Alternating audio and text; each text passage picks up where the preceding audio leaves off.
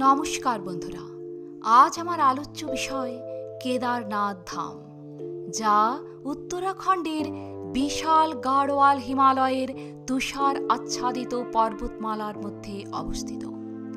এখানে কিছু না জানার রহস্যময় তথ্য আজ আমি আপনাদের সামনে তুলে ধরব এবং শেষে থাকবে আরও আকর্ষণীয় তথ্য, এখানে কেন জ্যোতির্লিঙ্গ লিঙ্গ মূর্তিতে নেই।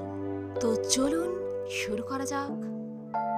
কে এই মন্দিরটি প্রথম তৈরি করেছিলেন তার কোনো শক্ত প্রমাণ নেই।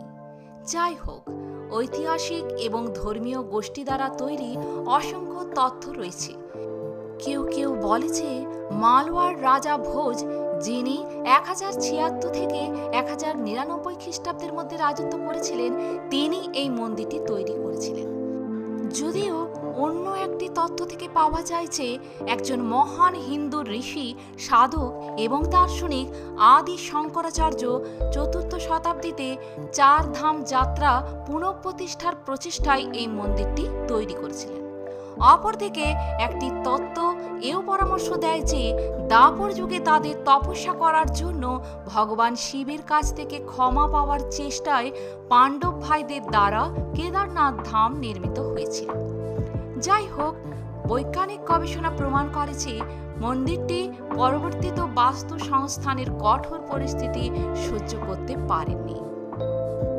কেদারনাথ ধামে ভগবান শিবের প্রধান মূর্তিটি একটি শঙ্কুযুক্ত 3মুখী লিঙ্গের আকারে, যা মন্দিরের প্রবেশ পথে স্থাপন করা হয়েছে।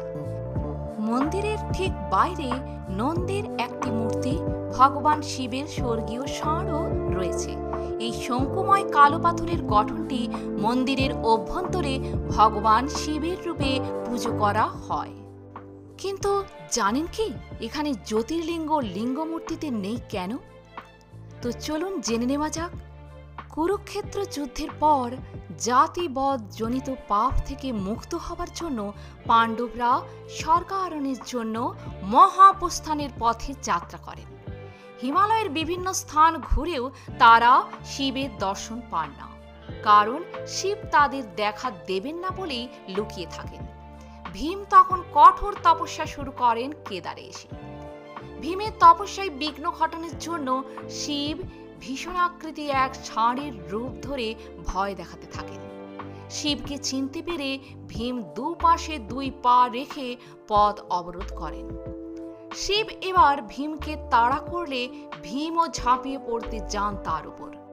শিব তখন পাতালে প্রবেশ করতে গেলে তার আগেই বৃষরূপী শিবের লেজ টেনে ধরেন। এবার টানাটানিতে খণ্ড হয়ে যায় দেহ। দেহের 5 অংশ পঞ্চকেদার নামে প্রতিষ্ঠিত হয়। বৃষের পিঠের দিকটি মূল কেদারনাথ, নাভিদেশ মদমহেশ্বর, বাহু তুঙ্গনাথ, মুখ রুদ্রনাথ ও শৃঙ্গ কল্পেশ্বর। ছিন্ন ভিন্ন বাকি অংশ হল পশুপতিনাথ।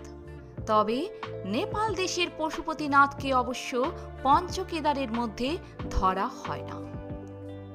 কেদারনাথ ধাম শীতকালে 6 মাস বন্ধ থাকে দর্শনের জন্য, যখন সমগ্র অঞ্চলটি তুষারে নিমজ্জিত হয় এবং অত্যন্ত হিমাঙ্কের তাপমাত্রা অনুভব করে। এই অঞ্চলের যাত্রা এবং অভিযান বন্ধ করে দেয়। এই সময়ে ধামের প্রধান দেবতাকে উত্থি মঠের শীতকালীন আবাসে স্থানান্তরিত করা হয়, যেখানে তীর্থযাত্রীরা তাদের প্রার্থনা করতে যান।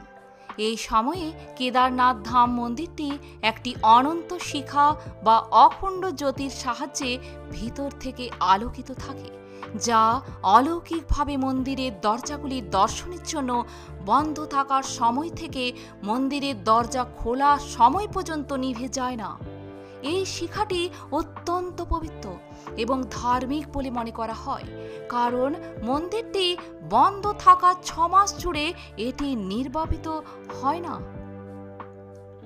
তো বন্ধুরা, আজ এ পর্যন্তই। শুনে নিলেন আশ্চর্যজনক রহস্য কেদারনাথ ধামের। ভালো লাগলে একটা লাইক অবশ্যই করবেন। আর আপনি যদি নতুন এসে থাকেন আমার চ্যানেলটিকে সাবস্ক্রাইব করে পাশে থাকবেন। ধন্যবাদ।